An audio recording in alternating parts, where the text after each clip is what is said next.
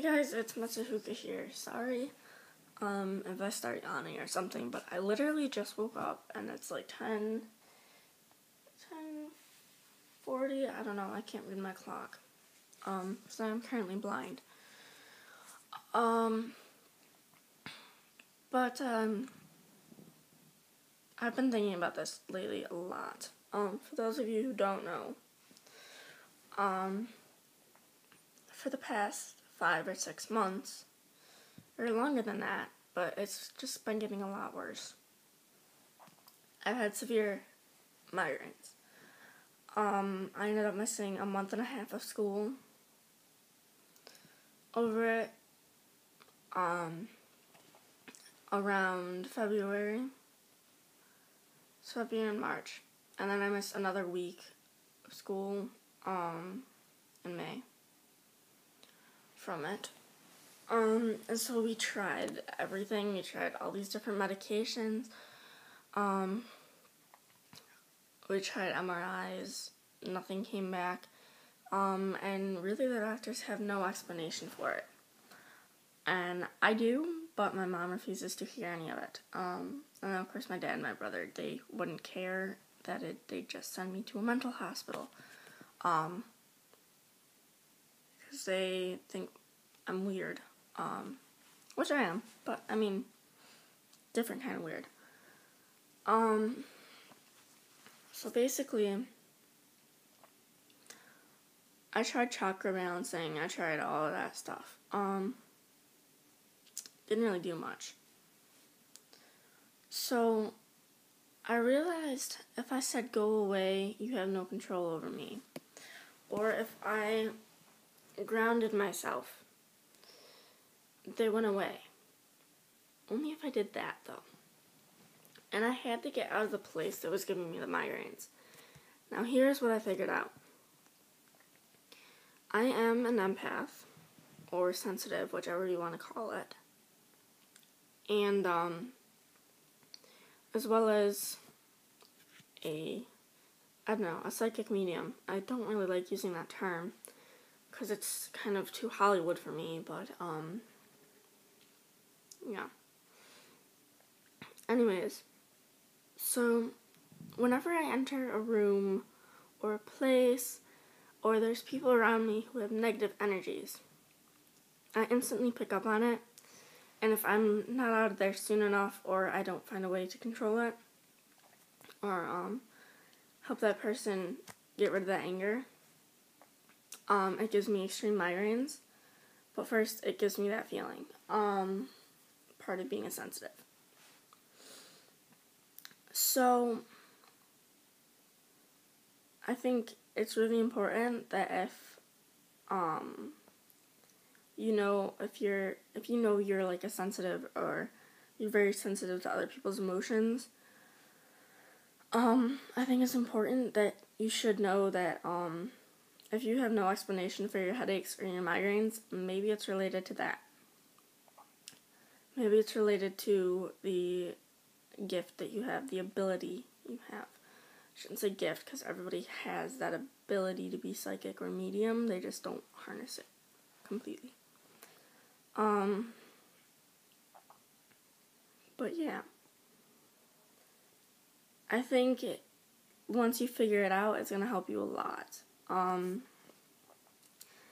But it does take time to get rid of it. I mean, originally I just stayed in my room or went outside, because my room was the only safe place for me to be that didn't have negative energies in it. But now my room isn't even safe.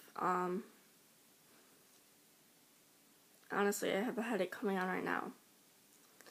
Another really good thing to do, maybe it's a negative spirit latching onto you, a negative entity, entity. Like I said, I just woke up. Anyways, so maybe it's a negative entity or energy that's latching onto you. Like if you went to a graveyard or you went to some place that was haunted, there's definitely a good chance that one of those entities latched onto you if you didn't take proper precautions. That has happened to me before. Wasn't a negative energy, but you get the idea. But just try saying, "Go away. You don't belong here. You have no control over me." Stuff like that. Also, if you're Wiccan and you just believe in the god and the goddess without using particular names, then ask the god or the goddess or both to protect you. If you have a servitor, servitors work great for that kind of thing. Getting rid of other entities or energies or protecting you in general from the spiritual world, in the spiritual world, I should say, to prevent you from getting those physical side effects, because when you're working in the spirit world, you do have physical side effects. For those of you who aren't quite sure, or you're skeptical, it's quite easy to figure out. When something's, like if a spirit walks past you, you can get those chills. They're physical, like goosebumps, but there's no real explanation for it because the room temperature hasn't changed. Anyways, continuing on the topic. You can ask your patron and your matron to help you through it, and of course, both of my patrons, because when I think of like patron and matron, I just like to say patron.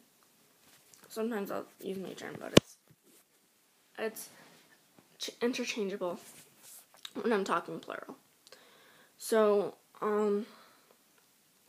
when your patrons are, my patrons are both of the night. They are actually siblings as well as lovers. So it's very similar to the Wiccan god and goddess. But they're both the god and goddess of the night and shadows in a Greek pantheon. They are primordial. I will do a little segment on them later, or a longer segment, but I mean, I'll do its own segment for it. But yeah, so I'm no longer afraid of the dark. Ever since Nyx, my matron, came into my life, I never feared the dark after that. But it seems like that all gets worse. I mean, I feel like there's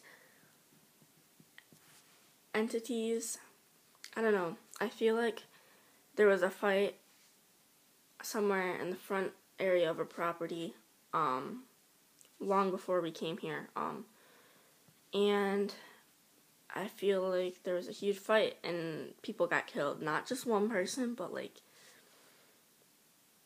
I don't know, I feel like a 7. Over the time it was here, I feel like 7.